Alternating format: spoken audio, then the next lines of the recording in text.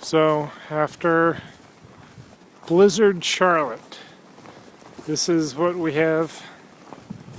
The roads are all closed, although you can still see some traffic marks, tire marks.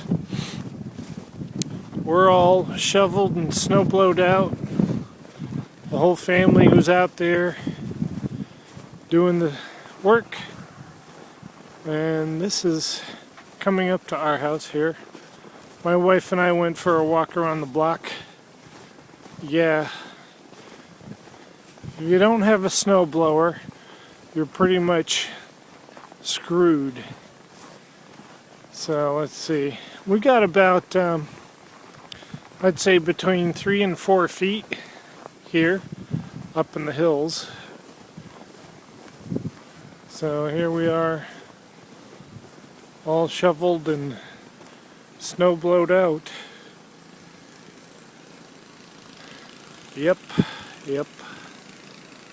But we're okay. We got power. Everybody's safe, warm, fed, entertained, and beautiful.